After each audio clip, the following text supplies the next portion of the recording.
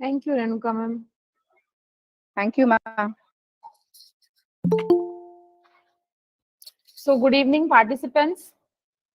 Today I'm here with the day 4 session. I'm going to discuss today one sample t-test as per the schedule. So give me a second. I'm just sharing my screen.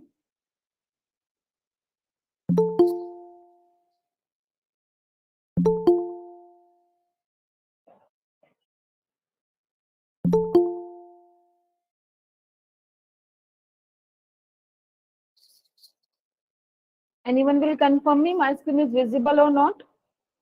Yes, ma'am, it's visible. Yeah. Thank you so much, ma'am. So from today onwards, we are going to understand the parametric tests which we can apply using SPSS. So before starting the session, can any one of you tell me what do you mean by parametric tests?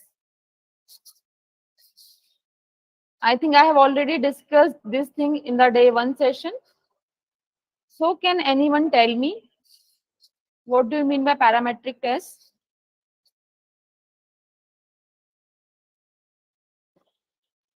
Quantitative variables with quantitative variables. Okay, okay, good. Anyone else?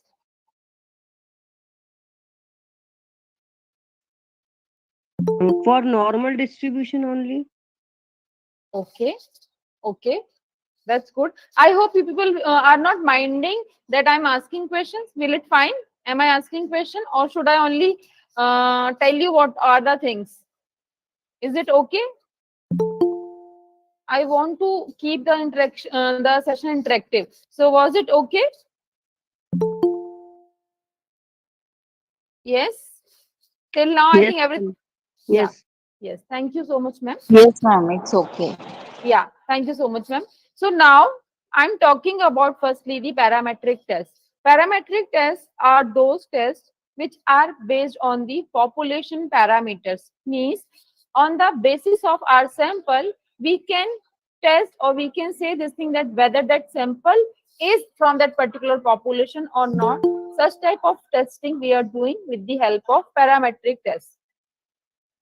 Now, further, I think at the day 1, I also told you about the statistical part. Generally, we can divide statistics into two parts, descriptive statistics and second one is the inferential statistics.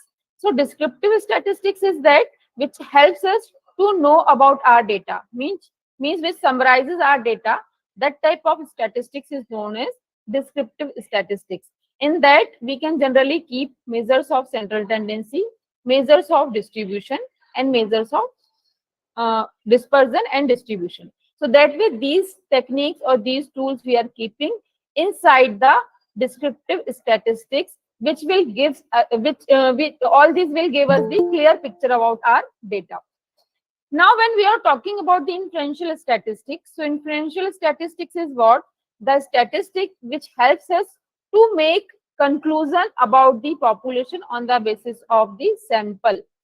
So that means many a time it happens that we do not have time, we do not have resources to access the entire population. In that case, what we do, we draw a sample and from the or with the help of that sample, whatever hypothesis we have formulated, we are trying to collect the data and then we are trying to convey or we are trying to conclude this thing that whether that sample is a true representative of population or not.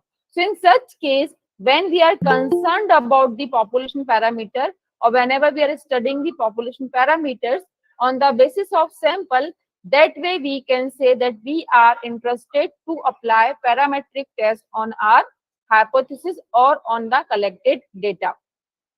Am I clear on the parametric test part?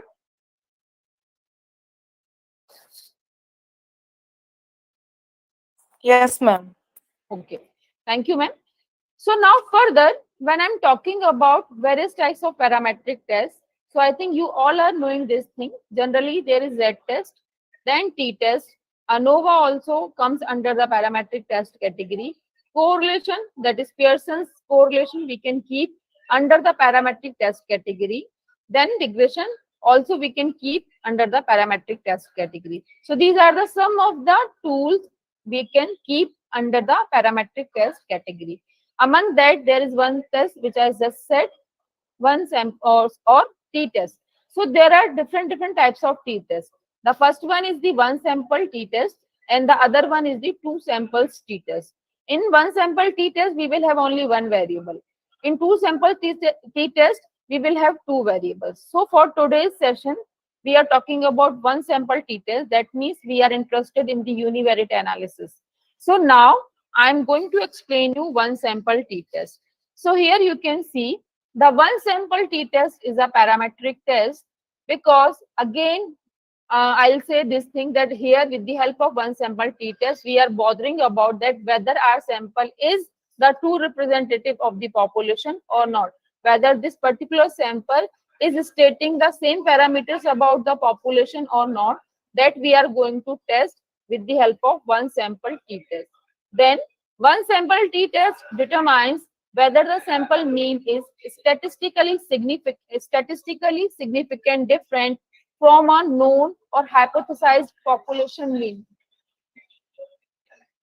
So that way you can say, whenever we are talking about the one sample t-test, that means we are interested in making the comparison about sample mean and the population mean. That means we are interested in comparing sample mean and the population mean. So that way, population mean is nothing but it is a hypothesized population mean. Because say for example, we have collected the data of, suppose, weight of the students, or for example the male students. So for in that case, we are not, because in India, for example, my sample is belonging to India, and I have collected the data of weight of the respondents. So in that case, I need to decide upon what would be the population mean, because I need to compare my sample mean with the population mean. So in that case, we will go for the statistical reports given by the government. In that we can find that on an average, weight of the male members or male candidates in India is approximately around 65 to 66 kg. So that way, with the help of that proof, we can say that the population mean is this much. So that means for whatever population we are going to offer, or for whatever population we are drawing the sample, we need to have some idea about the population mean also. In that case, we can go for the one sample t-test. So test variable is compared against a test value which is known as hypothesized value of the mean of the population. So again, it is the same thing. That means in terms of SPSS, we can say we have the variable. That variable is known as test variable, and it will have certain test value. It means it will have certain test value, and this test value is nothing but it is the population mean. So we need to compare the test variable mean with the population mean, and then we will make the decision whether we are accepting the null hypothesis or whether we are rejecting the null hypothesis. Now, it is used when population standard deviation is unknown. Means one sample t-test we can apply when we are not knowing about the standard deviation of population. Am I clear on this slide? Yes, ma'am. Okay. Thank you so much, ma'am. Now, talking about the manual testing for the one sample t-test, means what are the procedure we need to adopt if we will go for the manual testing of the hypothesis of one sample t-test. So the very first step is, for any hypothesis testing, firstly you need to define your null hypothesis and you need to define your alternative hypothesis. Second, you need to select the level of significance. That is, you need to decide upon what would be the alpha value.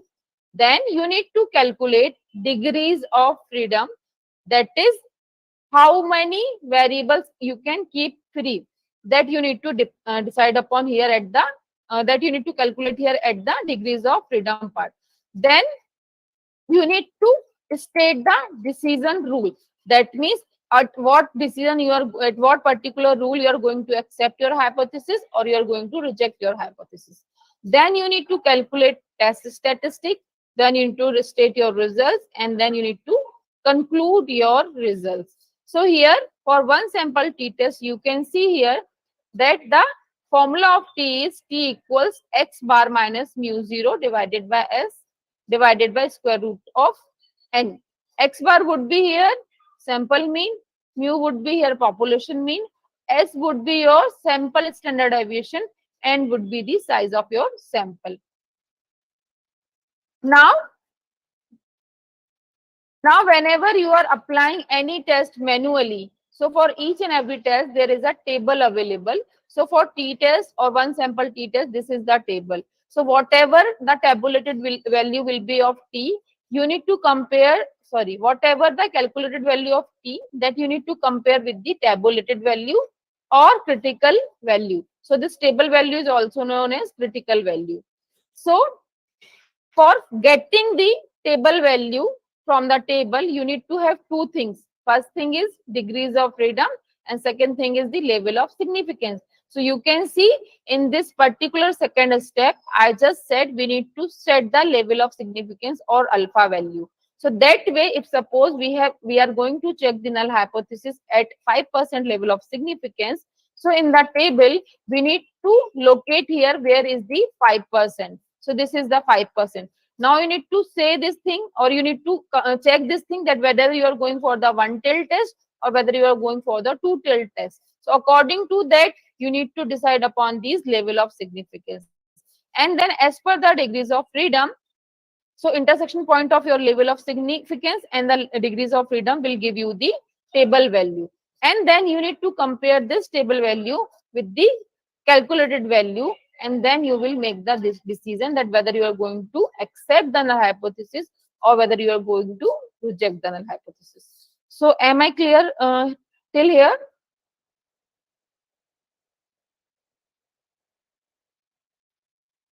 Yes, ma'am. Okay. Yes, ma'am. Okay, thank you. Now talking about the hypothesis of one sample t-test. So you can see here, we can formulate the hypothesis for one sample t-test in three ways. You can see the first way is we can write here mu equals x bar. That is population mean is equal to sample mean. Alternatively, I can say population mean is not equal to sample mean. So in that case, when you can see here, when I am clearly stating in the alternate hypothesis that mu is not equal to x bar, that means here I'm not clearly stating whether mu is less than or whether mu is greater than the sample mean. So that way you can see this would be or this will be known as the two-tailed test. But when I'm clearly stating that mu is greater than equal to x bar, and alternate hypothesis I'm stating that mu is less than x bar. So when mu is less than x bar, that means this is the left tail test and this is the one tail test. Similarly, when I'm clearly stating our null alternate hypothesis that mu is greater than x bar, so this is known as right tail test, and again it is a one tail test because only one tail would be involved for rejecting or for deciding upon the rejection reason of the null hypothesis. So this way you can see with the help of the notation that these are the hypothesis of one tail test and two tail test for the one sample t test. Now you can see in the graph form here, when I am saying that this is the two tail test, that means both the tails would be involved here, and these two tails would be tell us that this is the rejection reason of the null hypothesis, and remaining reason will be known as the acceptance reason of the null hypothesis. So when there are both the tails involved, that means rejection reason will fall at both the tails of the graph. Talking about one tail test, so here you can see when this is the left tail test, that means the rejection reason will fall at the left hand side of this particular curve, and this remaining white region is the acceptance reason of the null hypothesis. Then lastly, if I say this is the right tail test, so that means rejection reason is falling at the right tail, and this is the remaining reason which is the acceptance reason of the null hypothesis. So that way we can again call it is a one tail test for one sample t test. So I think, am I making sense? Am I clear here or not? Any question so far?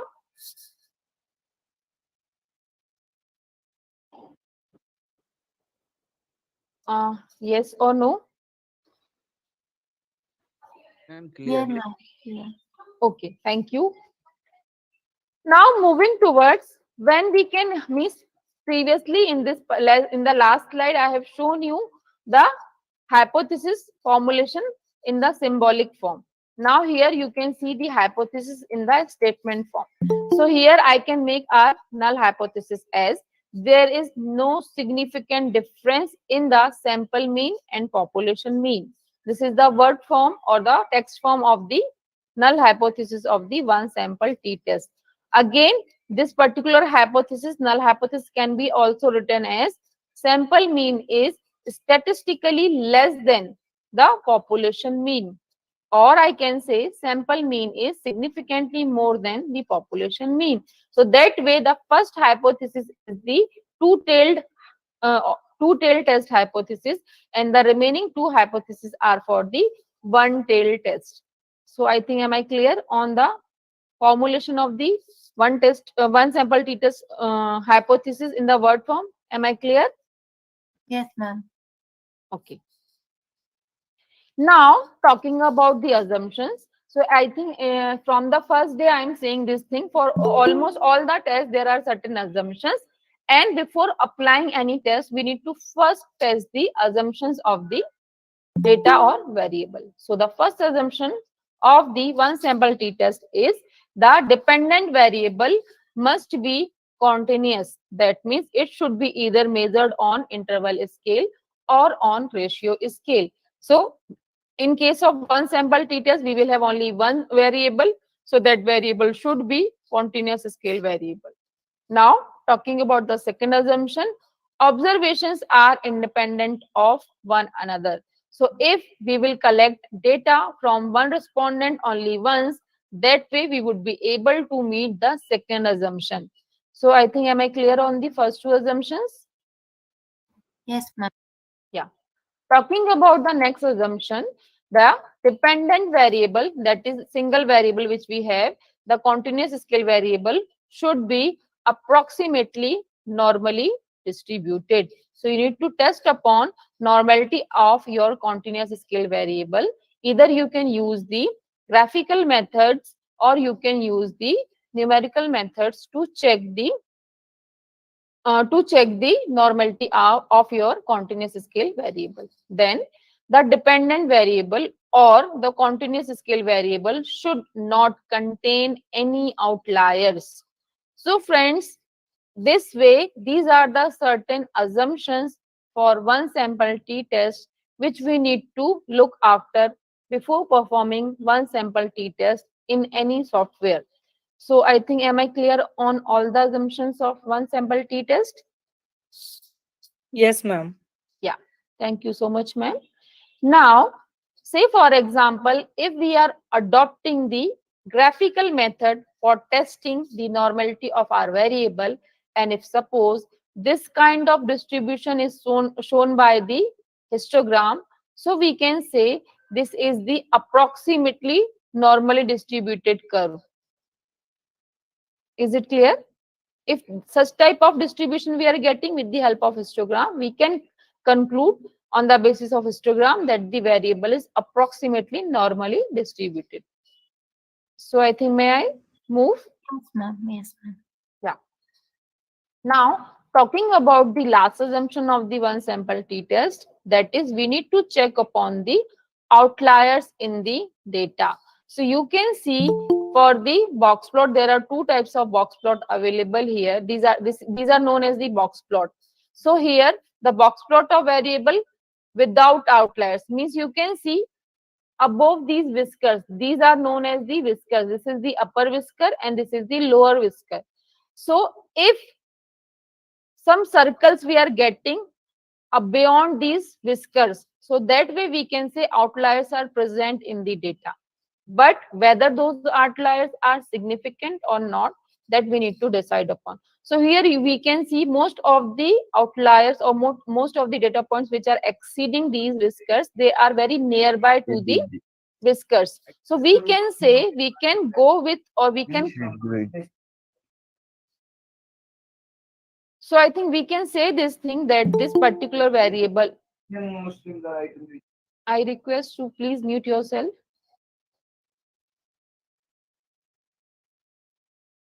So we can say this particular variable, for whatever variable we have plotted this box plot, we can say almost all the data points are coming between this particular range. Only one data point we can see, which is this type of outlier is known as significant outliers, when it is very far from your whiskers. So in that case, maybe you can take a call of dropping this particular data point, or you can go with it. But thing is, you need to be very careful, because if outliers will be there in the data, maybe they can, if they can affect the results of your data, means whatever data you have, for that they can affect the results. Similarly, at the right hand side, you can see this is also the one more box plot. Here also we can see these circles are nothing but these are the data points which can be treated as the outliers. So whether we are going to drop any outlier or any data point from our data set, that would be totally our call, because we will be answerable for our own work. So that we need to decide upon whether we are dropping the particular data point which is shown by the box plot as a outlier or not. So that is totally will be our call.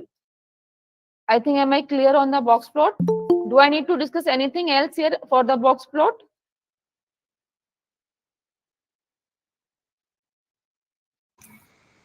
It is clear, ma'am. No, ma'am, it's clear. Okay, thank you so much, ma'am. Now, when I'm talking about the normality of our variable, so generally in SPSS, I think day before yesterday, when we were talking about the normality, so I think when I've shown you with the help of Explore, we are testing the normality of our variable.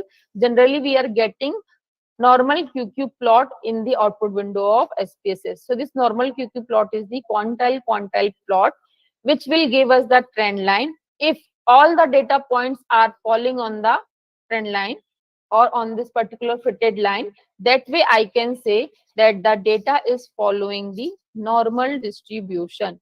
But if there are deviation from the data point from that particular line, so in that case you can see, if data is showing us this type of distribution, that means they are violating, they are not falling on the line, so we can say that data is skewed, and this is known as the positively skewed data. Similarly, when we are getting the data like this, so or the QQ plot like this, so we can say that tails of the bell-shaped curve will be fed, that will be fed, that means so many data points are falling on the tails. Then if we are getting the QQ plot curve or QQ plot shape like this, so we can say that our data is negatively skewed data. So on the basis of QQ plot also, we can find the normality fitness of our variable. Am I clear on this slide? Extremely sorry. Actually, thing is, in the online mode, it is very difficult to understand whether you people are listening to me, whether I'm able to properly communicate things to you or not. So that's why I'm confirming. So please don't mind. No, ma'am, it's clear. Yeah, thank you so much. Now, talking about how we can apply the one sample t-test in SPSS. So here I'm showing you this is the process which we need to follow to apply one sample t-test in SPSS. So I think rather than discussing all these things, I can now move directly to the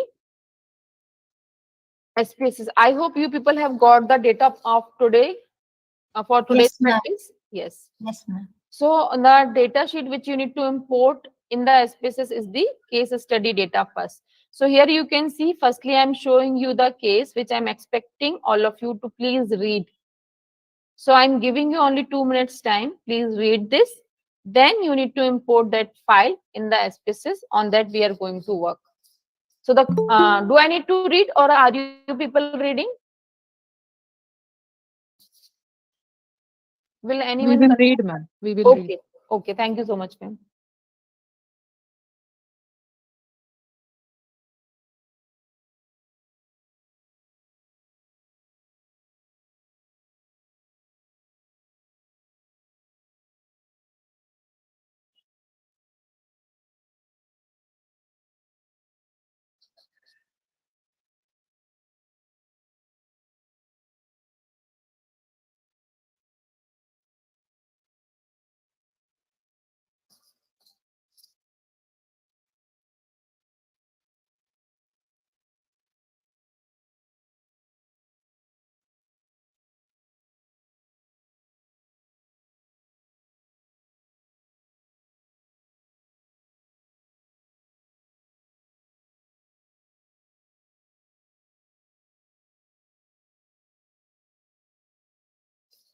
I hope you people have read it. Yes, ma'am. Yes. So here we can understand from this particular case that we are talking about the pH level in the water bottles. So generally the claim of the company is what? The alkaline level or the pH level in the water is the 8.5, which is the labeled as the which is labeled also in the bottle. So this is the claim of this is the claim of the company.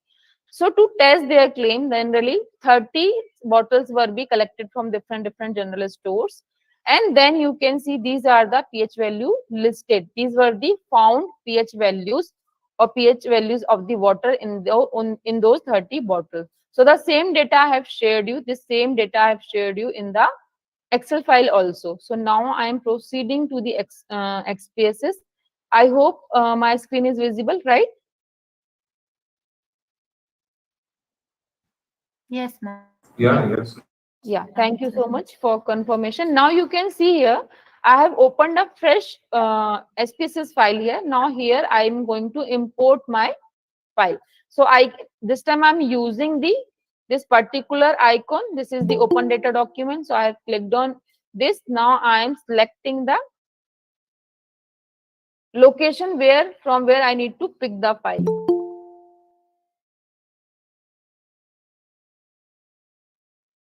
So here I need to firstly set, because that is the Excel file, I need to select here the extension as Excel. Then I'm picking the case data for one sample. I'm opening it. It will ask me for the range, etc. I'm clicking on OK. So you can see the data is available now, right? I hope everyone has Yes, ma'am. followed it and everyone has imported the data in SPSS.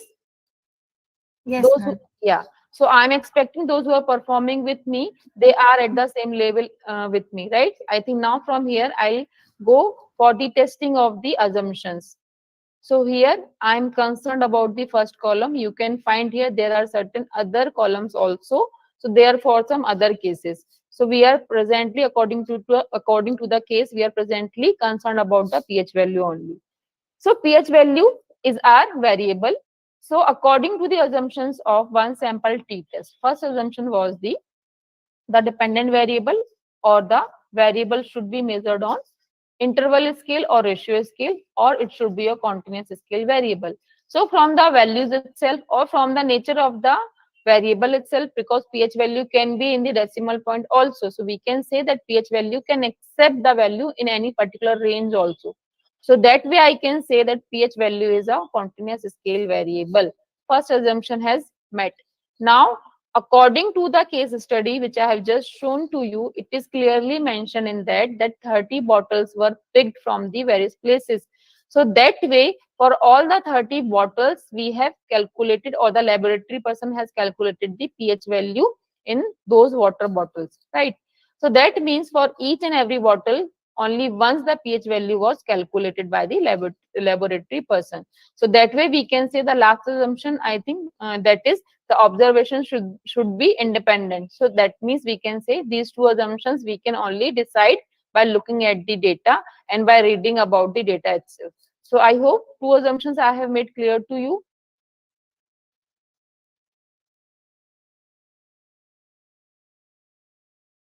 Do I need to repeat anything?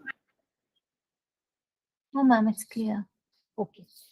Now I'm going for the normality testing, because next is the normal distribution, and also I need to check upon the outliers in this particular variable. So now I'm going to the analyze menu. From here, I'll go to the descriptive statistics and then I'll select explore. Again, I'm repeating, go to the analyze menu, select descriptive statistics and then select explore. So may I click?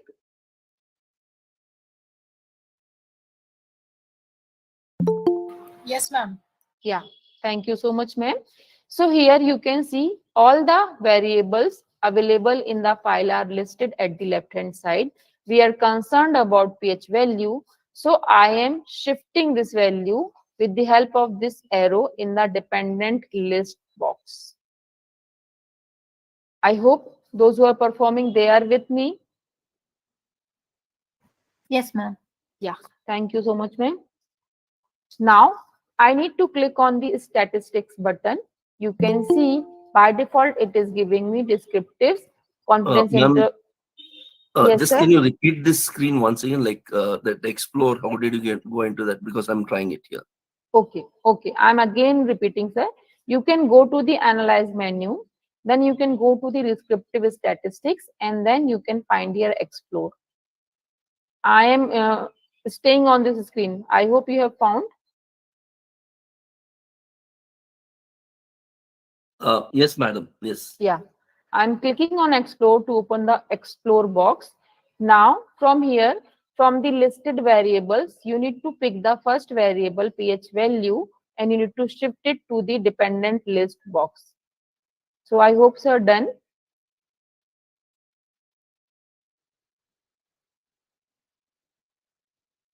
May I proceed, sir?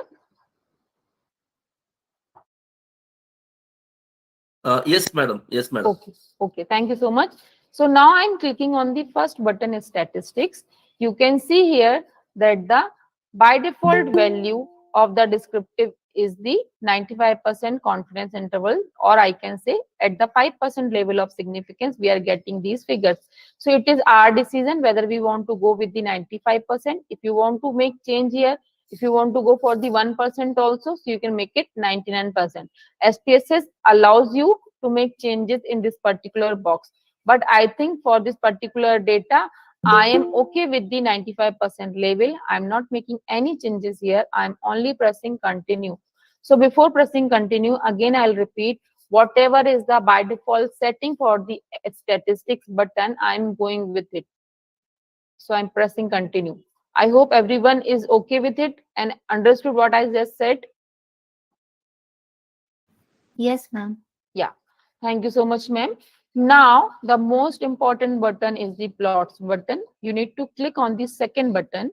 Once you will click on the second button, you would be able to see first section is for the box plot. By default option is factor levels together. So there is no factor available because you can see I'm showing you here. We have not passed any variable in the factor list box. So that way, whatever is the by default option for the box plot, I'll go with it. Then coming to the next section, descriptive, by default option is stem and leaf. So I do not want to go with stem and leaf. I want to plot the histogram for my this particular data. So I have clicked here on, or I have checked the checkbox of histogram. Now you need to click on the normality plots with tests. So if we want to perform normality calculation with the help of the numerical methods, we need to click on this. So this is all we need to check here, or we need to click here. And now we are all set to get the output. So I think, may I press continue? You all have selected the options which I just said. Yes, ma'am. Yeah. So I'm pressing Yes, on madam. continue. Okay. Thank you so much, everyone. I have pressed on continue. I'm coming back to the explore box. You can find in the at the end of the box, it is written display. So by default option is both. So that means it will give us statistics and plots both. So we want all these things. So that is why we are going with the by default option. But if in some cases you want to only find the statistics, that way you can click here on statistics. If you want only plots, you can click here on plots also. So depending upon your requirement, you can click on these options. Here I want to get both so that I can give you the demo. So I am going with the both and I am only pressing OK to generate the output. I hope my screen is visible, output window is visible. Yes, Yes, ma'am. ma'am. Yes. Now I am going to explain here the normality testing through this explore output option, through this explore output. So you can see, firstly, we are getting pH value, sample size was 30. There was no missing value in the data. So that's why whatever is the sample size in the total also, it is coming as same. Now coming to the most important table, that is the descriptives table. Here you can see we are getting the mean value for pH on the basis of the sample. It is 8.5127. This is the 95% confidence interval for mean. So this is the lower limit. This is the upper limit. 5% trimmed mean I have already discussed in the last class, I think. That means it will remove the 5% outliers from both the sides of the data, and that way it will give us the trimmed mean value. Then this is the median pH value. Variance in the pH value is 0.015. Standard deviation of the pH value is 0.12387. Minimum pH value in the sample is 8.21. Maximum pH value in the sample is 8.76. Range is the difference of this maximum and minimum value, that is 0.55. Interquartile range is the Q3 minus Q1, that is third quartile minus first quartile, is 0.18. Skewness is minus 0.392 and the kurtosis is 0.174. So can any one of you tell me on the basis of skewness and kurtosis, because I have already discussed this thing at the second day session, on the basis of skewness and kurtosis also we can conclude that whether the variable is normally distributed or not. So can anyone will help me out whether I can say that my pH variable is normally distributed or not on the basis of skewness and kurtosis?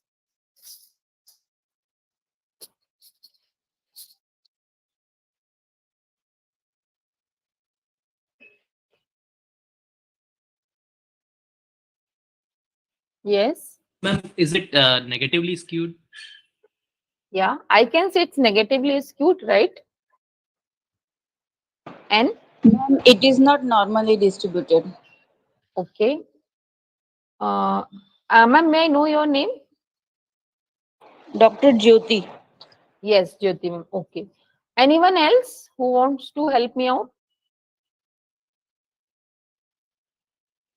Okay. So I think at the day 2, when I was discussing about the reliability and normality, I just said in practical life, it is very hard to get skewness and kurtosis value as 0. So in that class, I have discussed this thing. There are certain ranges which are mostly followed by the researchers. If the skewness and kurtosis value fall in that particular range, that way we can conclude whether the variable is approximately normally distributed or not. So I think at the day 2, I told you if the skewness and kurtosis value for range is suppose plus minus 2. Again, I'll say one more thing. If we are more concerned about the normality of our variable, so maybe we can keep it as plus minus 2. But if we are not much bothered about the normality, we can also keep the skewness and kurtosis range value as plus minus 3. So depending upon how much we are concerned about the normality of our variable.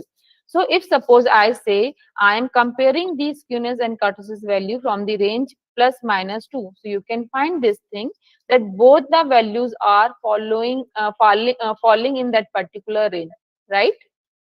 Yes. So I think it is easy to understand the way I'm saying, or do I need to? Is it okay? Yes, ma'am. Okay, ma'am. Yeah. Okay, ma'am. Yeah. So on the basis of that, I can say that if these two figures are following in the plus minus 2 range, I can conclude this thing that variable is approximately normally distributed. It is not exactly, it is approximately normally distributed. Is it fine? Yes, ma'am. Yeah.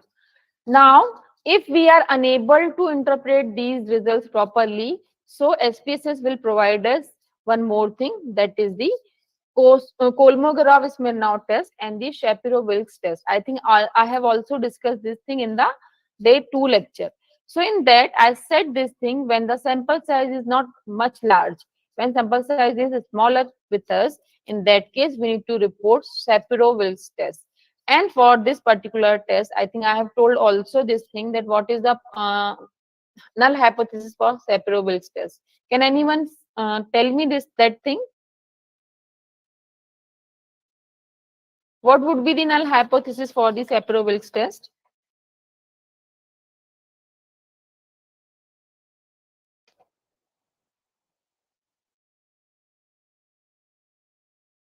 No one can recall? No significant relation. No.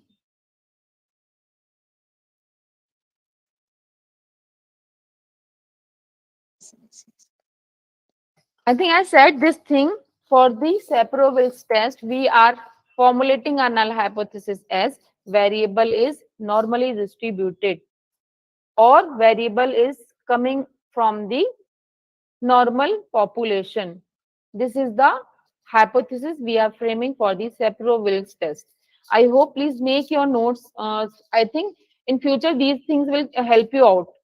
So this is a suggestive from my side. Please try to make your notes. I'm giving you chance to write also, because with me I think you people can write in copies also. If you are not performing on the desktops or laptops, you can write on the copies also. So this is the null hypothesis of Shapiro-Wilks test. Now the p-value. P-value is 0.970. So if we are checking, if I said that alpha is suppose 5% or 0.05, and we are getting p value as point, it is point, 9.920. I think, just a minute, I need to check once. 0.97, it is 0.970. So now this is the p value, this is the alpha value. I want your help in concluding this thing, that whether I'm going to accept the null hypothesis or I'm going to reject the null hypothesis. So can anyone help me out? Reject the null hypothesis. Okay. Anyone else? Ma'am is saying right? Yes. Can anyone say? How many of are you agree with ma'am? Yes. The null hypothesis. Accept the null hypothesis. Who said this? Jyoti. Sorry? Jyoti. Jyoti ma'am. Very good ma'am. So when p is greater than 0.05, we are going to accept the null hypothesis. So that means we can conclude this thing, that variable is normally distributed. Is it fine? The pace is okay? Is it fine? Yes, ma'am. Yes. So if you are writing, I'm expecting you to please note down all these things. These things will help you out to write your research papers. So please write this thing, that variable is normally distributed is the null hypothesis for this Shapiro-Wilks test. We have got the p-value as 0.970, and the p-value, or sorry, and the alpha value we have set as 5%, that is 0.05. You need to make comparison in these two figures. So from comparison, we can see this thing, that p is greater than 0.05. So that is why, according to the thumb rule, we are accepting the null hypothesis, and we are concluding that variable is normally distributed. So I think, may I switch to the next window now? Yes, ma'am. Yes. Now moving towards to the pH value histogram. So this is the histogram. I think I have also told you this thing. We can fit here the bell-shaped curve. Can anyone tell me how we can do so?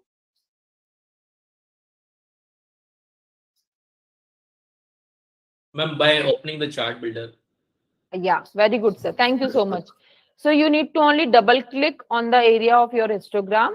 That way chart builder will open. And from here, you can see from this particular tab, from this particular bar, you need to see the second last option, that is the show distribution curve. When you will click on this, the properties window will open along with the curve on that particular histogram. You need to only close the properties window, then you can close your chart editor also. So that way you can see the reflection of the bar, this particular bell-shaped curve on the output window of your histogram. Is it clear? Now, from this also, as I think one of you said that data is rightly skewed. Someone has said this thing, right? From the value, you can see that skewness is telling us that it is the negatively skewed if I'll go with this sign. But again, I said one thing, because I have given you a range. Practically, as I said, in practical life, it is very hard to get skewness value 0. So I can say it is approximately normally distributed. But you can see the Curtis's value is positive figure. So that way, this positive figure will tell you the story of the tails. You can see here, this particular tail has the data more as comparison in comparison to the left side tail. Is it clear? You can see this particular curve is very close to the x-axis, but it is little bit far from the x-axis. This side, right? The right tail. Yes. Yes. But again, if I want to say this thing, that on the basis of this curve also, I can say that the variable is approximately normally distributed. Only few points are, which are, or few bars are, like, which are not coming under this particular curve. Now, talking about the QQ plot. So the QQ plot is again telling us the same story. Most of the pH values are following this particular fitted line. Only 2 points are not coming exactly on that particular line or nearby that particular line. So again, it is telling us the story that the tails are little fat, which you can see. I have just told you also, this particular tail is fat tail. So that way, again, on the basis of QQ plot, I can conclude that variable is approximately normally distributed. Now you do not need to report this. Lastly, you need to come to the parametric test. Parametric test is again telling us the same story. Most of the pH values are following this particular line. Again, it is telling us the same story. Most of the pH values are following this particular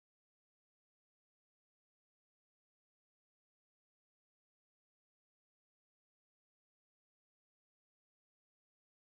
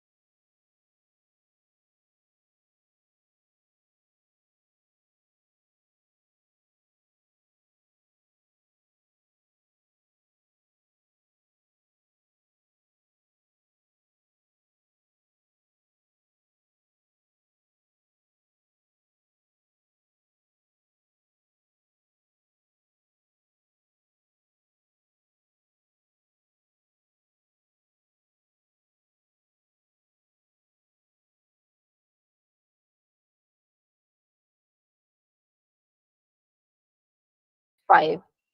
Thus, we do not have sufficient evidences to reject null hypothesis. Thus, we can conclude what we can conclude.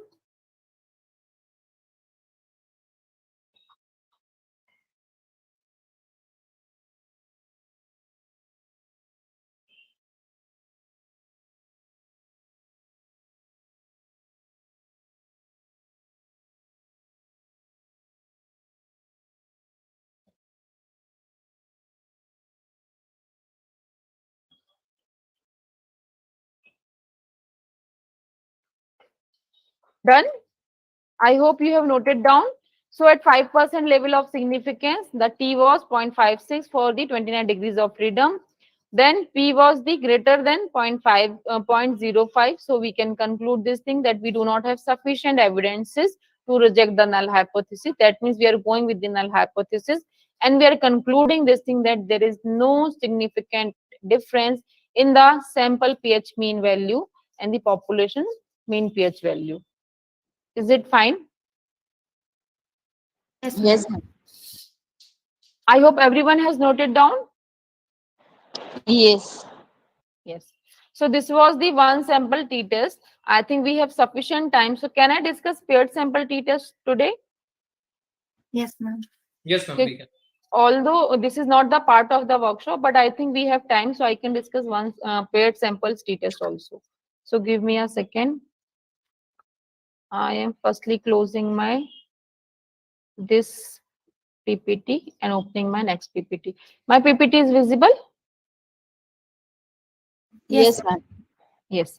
So now in the t-test family, there is one more test named as paired sample t-test. It is also known as the dependent samples t-test. Although I think I need to make it correct. It is paired samples t-test. Yeah. So this is the paired samples t-test, or in other words, I can also call it as the dependent samples t-test. Question comes when we will go for the paired samples t-test. So I think I have told this thing that in the one sample category, we have only one sample t-test. In the two samples category, we have two tests. First one is the independent samples t-test, which I will discuss tomorrow. And today I'm going to discuss the paired samples t-test. So it is also known as the dependent samples t-test. That means we will have the two variables data. So the paired sample t-test is useful when we want to determine whether the mean difference between two variables measured on the same objects at two different moments or time is statistically significant. So please read this particular line very carefully. That means in the case of t-test, generally t-test is applicable to find mean difference. This is always you need to keep in your mind, that is t-test is always used to find the mean difference between the variables. So in the one sample t-test also we have seen the mean difference. We have find the mean difference in the sample and the population mean, right? And in the paired sample t-test also we are interested in finding the mean difference between two variables. But these two variables should be measured on the same subjects. That means for the same respondents, we will take two variables, right? And these two variables we will measure at the two different time periods. And then we are interested to find whether the difference is statistically significant or not. So I think, am I clear on this para? Is it clear what we will do in the paired samples t-test? Yes, ma'am. Yeah. So thank you so much, ma'am. So in order to run the paired sample t-test, we must have two paired measurements for each subject. Means for each respondent, I should have two variables data, and those variables should be paired with each other. I think I need to check. I think I have not taken an example. So I'm explaining you this thing with the help of an example. Say, for example, as I am a faculty. So for example, I am teaching hypothesis testing in my class. Suppose this is that is the part of my syllabus. So I have decided upon that before teaching the hypothesis testing to my students, firstly I'll take their test and I want to check what is the knowledge level of my students for the hypothesis testing, right? So what I did, I have given a test to my students before teaching hypothesis testing to them. So that way I have collected their data. Suppose in my class there are 60 students and it was mandatory for all the students to give the test, right? So that way for all the 60 students I have conducted a test before teaching them hypothesis testing. That way I have collected their scores. Now I have taught them, after taking their test, I have taught them hypothesis testing.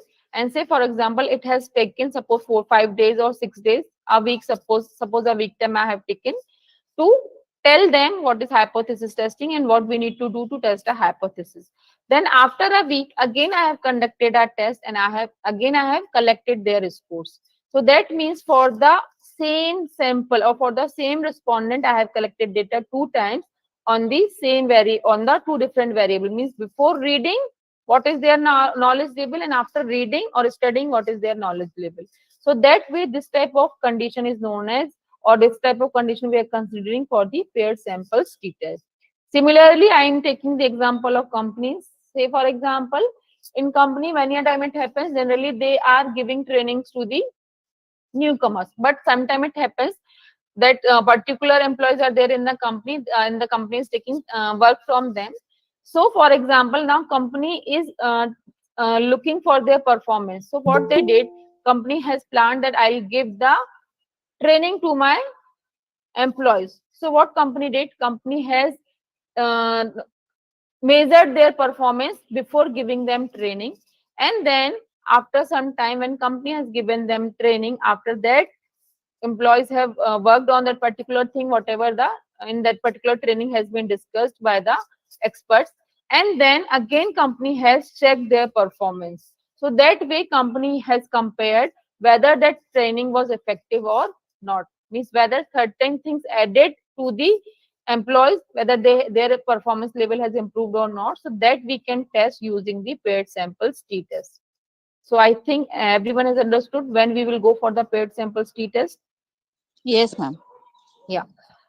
Now, talking about the null hypothesis for the paired sample t-test, so we can make the null hypothesis as the mean difference between the variable scores is equal to 0 in the total population, or alternatively, I can say the mean difference between the variable scores in the different from the 0 in the total population. So other way out or other way around, I can say there is no significant difference in the performance. For example, if I am taking the data of performance, so for example, I am making my hypothesis, there is no significant difference in the performance of students before teaching them and after teaching them. Got it? This is the one way. Or I can write there is no significant difference in the before teaching score and after teaching score. Or other way around, I can say the null hypothesis is teaching method is not effective, and alternatively I can say teaching method is effective. If it will say that there is no significant difference, means before teaching score is similar to the after teaching score, that means there is no significant difference, that means teaching is ineffective. But if certain difference is coming after teaching to students, so that way I can say that teaching is effective. That means we are able to find some significant difference in the before teaching score and in the after teaching score. So that way that would be our alternate hypothesis. So I think hypothesis formulation is clear for the paired samples t-test.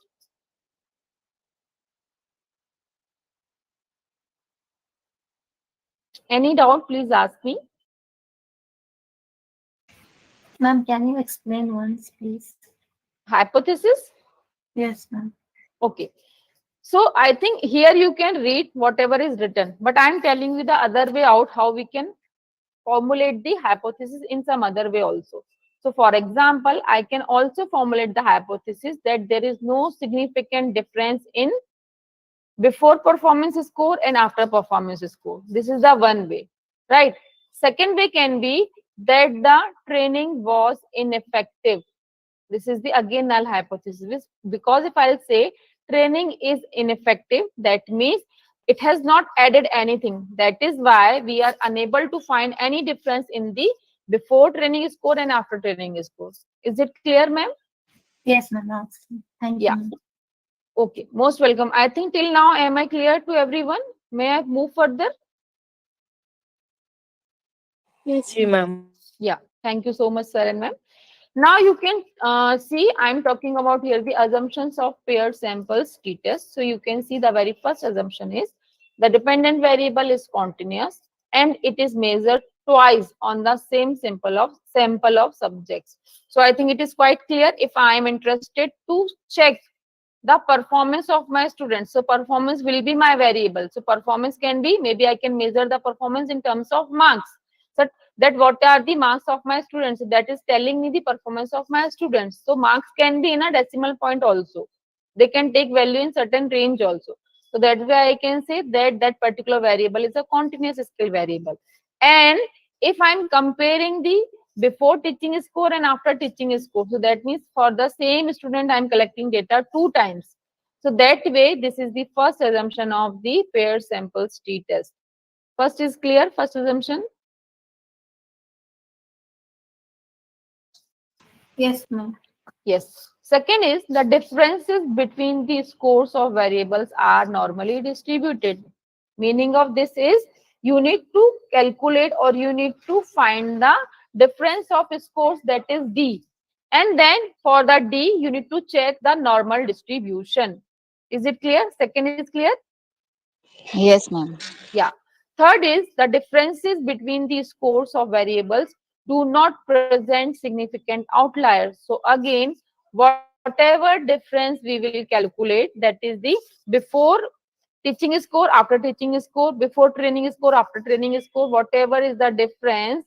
So for that also we need to check in that difference whether there is any significant outlier or not. So that means for the difference, you need to also check the normal distribution. And for the difference also, you need to check the significant outliers. Is it clear? All three are clear? Yes, ma'am. ma'am. Yes. Now, this is the way of reporting the results. I think that I have already told you when I have shown you in the word file that how we are going to write the results. So I think I am moving for the SPSS and then we'll see how we can apply this. So I think you people have received 2 files today. Yes, ma'am. Yeah. So please open the second file. I think math is score. What is the name? Yes, ma'am. That's maths, ma'am. Yes.